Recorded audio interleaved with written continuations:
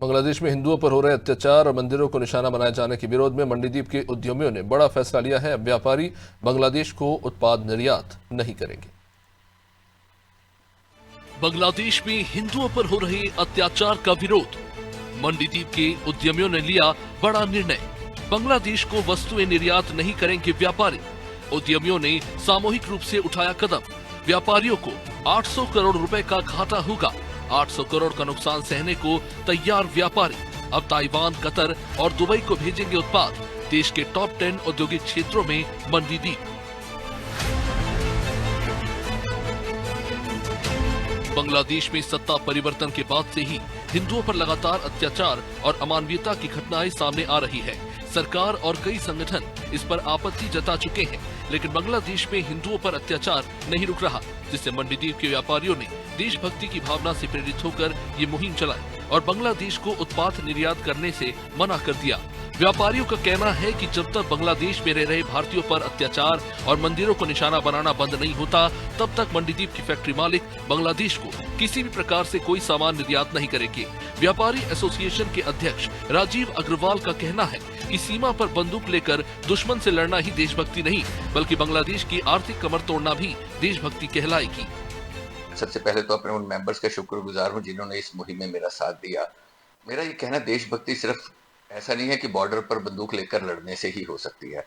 हम देश के लिए इस तरह से भी कुछ कर सकते हैं कि जो देश के विपरीत हो या देश के अगेंस्ट कुछ कर रहे हो, उनके साथ हम व्यापार ना करें, उनसे रिश्ते ना रखें, उनको अपने कामों से फायदा ना होने दें। तो हमने इस मुहिम में ये प्रयास किया कि वहां पर भारतवंशियों पर अत्याचार हो रहे हैं, सैकड़ों लोग मर गए हैं, मंदिरों पर आक्रमण हो रहे हैं, तो हम क्या कर सकते हैं।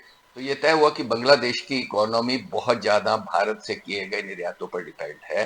तो हम अगर आज निर्यात बंद कर दे तो 15 दिन के अंदर बांग्लादेश की इकोनॉमी ध्वस्त होने के कगार पर आ जाएगी। इसी सोच के साथ ये कदम उठाया है। मंडीदीप से बांग्लादेश को निर्यात होने वाली वस्तुएं धागा, कॉटन, रेल के parts, tractor, road vehicle parts, mechanical machinery, fibre plastic, उससे बनी वस्तुएं, ऑर्गेनिक केमिकल्स, गिलास के बर्तन, ऑप्टिकल और चिकित्सा उपकरण, एल्यूमिनियम और तांबे से बनी वस्तुएं, कागज, पेपर बोर्ड, स्टील फर्नीचर और भी कई औद्योगिक उत्पाद शामिल।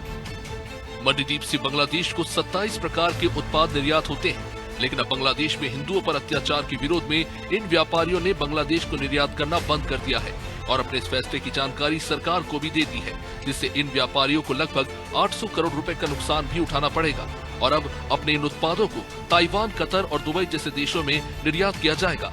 राजीव अग्रवाल का कहना है कि जब बांग्लादेश को उत्पाद निर्यात नहीं होगा, तब उनकी कमर टूटेगी और बांग्लादेश में रह रहे भारतीयों पर अत्याचार बंद होंगे। उसके बाद ही बांग्लादेश को सामान निर्यात किया जाएगा।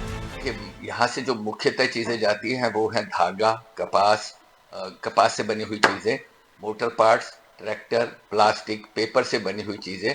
ये सब चीजों पर हमने बंद कर दिया है। जितना भी यहाँ से एक्सपोर्ट था सभी पे हमने कहा है कि बंद कर दिया जाए और लगभग 800 करोड़ रुपए का निर्यात है यहाँ से जो हर साल होता है बांग्लादेश को। लगभग 800 करोड़ का आप लोग घाटा सहना मंजूर है, लेकिन बांग्लादेश को सामान देना मंजूर नहीं। बिल्कुल एक ही पॉलिसी है, नेशन फर्स्ट, देश सबसे पहले, उसके बाद बाकी सब। किसी भी देश को झुकाने और उसको बर्बाद करने के लिए केवल युद्ध ही आखिरी रास्ता नहीं, निर्यात वस्तुओं को रोककर भी किसी भी देश की कमर तोड़ी जा सकती है। इसी उद्देश्य से मंडीदीप के व्यापारियों ने बांग्लादेश को अपने उत्पाद न भेजने का राष्ट्रहित में फैसला लिया। मंडीदीप से अनादि टीवी के लिए अमित श्रीवास्तव की रिपोर्ट।